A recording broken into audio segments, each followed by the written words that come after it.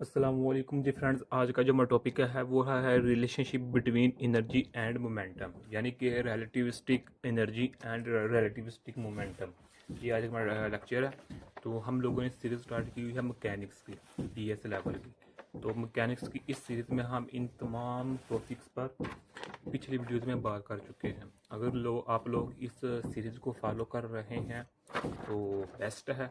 अगर नहीं फॉलो कर रहे तो आप लोगों के जो मुतल्लिका टॉपिक्स के लिंक्स होंगे वो इंशाअल्लाह रहमान आप लोगों को डिस्क्रिप्शन में मिल जाएंगे। ओके, तो ये 23 है, तो ये 16 काम चलता जा रहा है। तो यहाँ से हमने स्पेशल थ्योरी स्टार्ट की थी उसके लेक्चर में 30 से। तो ये देखते जाएं। तो आज का जो हमारा टॉपिक है वो इस सीरीज़ का लास्ट टॉपिक है रिलेटिविस्टिक एनर्जी एंड मोमेंटम। तो इससे पहले देखते हैं रिलेटिविस्टिक मोमेंटम पर, मैथ वेरिएशन पर, लेंस कंडक्शन टाइम डायरेक्शन पर बात हो चुकी थी हमारी। तो आइए स्टार्ट करते हैं। बिस्मिल्लाहिर्रहमानिर्रहीम, सल्लल्लाहु अला मुहम्मद सल्लल्लाहु अलैहि व आलिहि वसल्लम।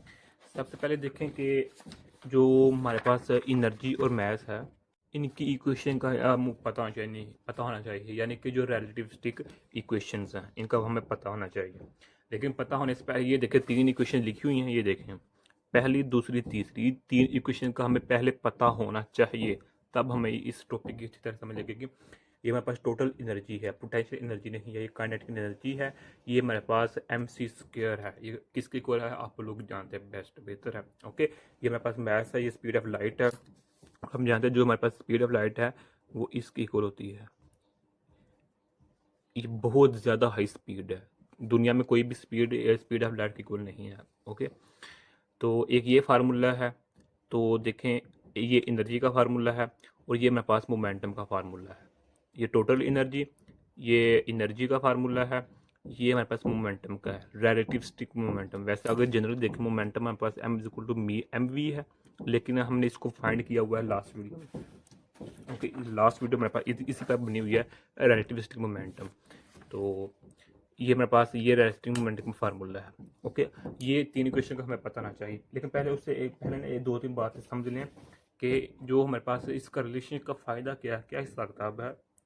देखें, अगर हम क्लासिकल मैकेनिक्स में जाएं तो क्लासिकल मैकेनिक्स के अकॉर्डिंग जो मैथ होता है उसको हम एनर्जी में कन्वर्ट नहीं कर सकते और एनर्जी को मैथ में कन्वर्ट नहीं कर सकते, यानी कि दोनों चीज़ें हैं।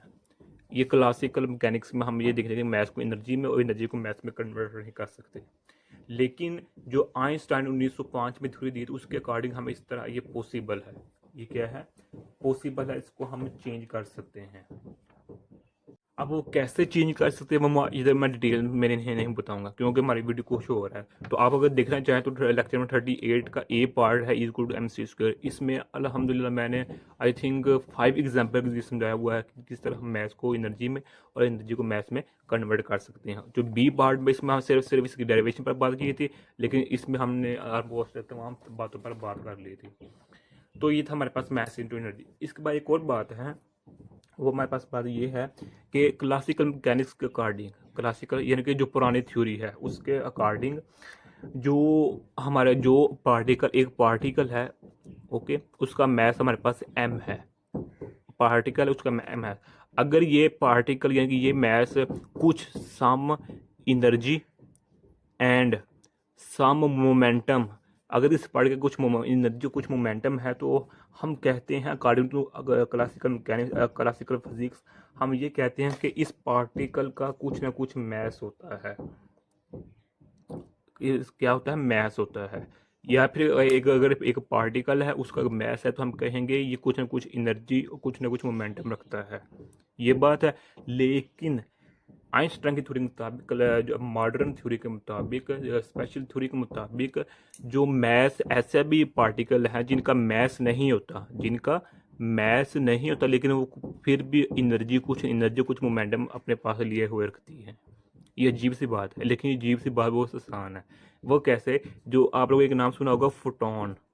ओके, जो हमारे पास फोटोन्स होते हैं, इनका कोई मैस नहीं होता, लेकिन ये फिर भी अपने पास एनर्जी और इनका अपना मोमेंटम होता है। इनका अपना मोमेंटम होता है।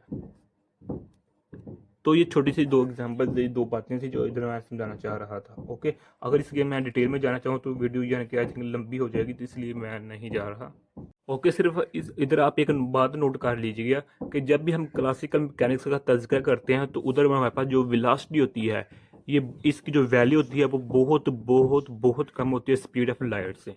जो स्पीड ऑफ लाइट है मैं पहले बता चुका हूँ कि इसकी 3 × 8 मीटर पर सेकंड, ये बहुत ज़्यादा हाई स्पीड है। कायनात में इसकी स्पीड के इक्वल कोई भी स्पीड नहीं है।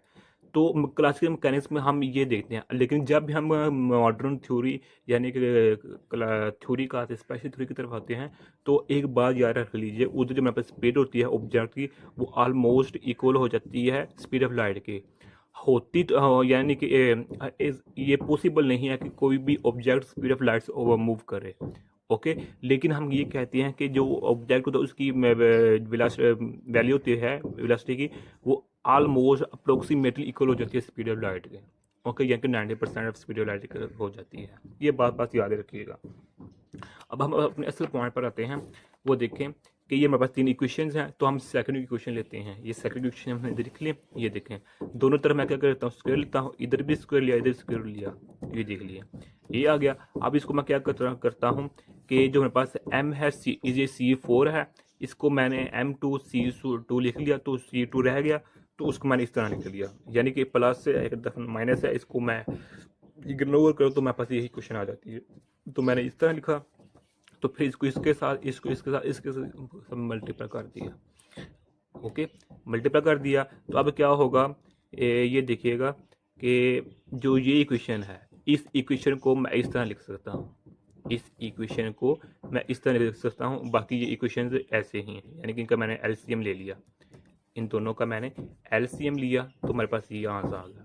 इसको इधर लिया, इसको इधर ले लिया, तो मेरे पास ये आंसर आ गया। ओके, अब ये इसको इक्वेशन मैं किस तरह लिख सकता हूँ, ये देखें, C² मैंने बाहर लिखा।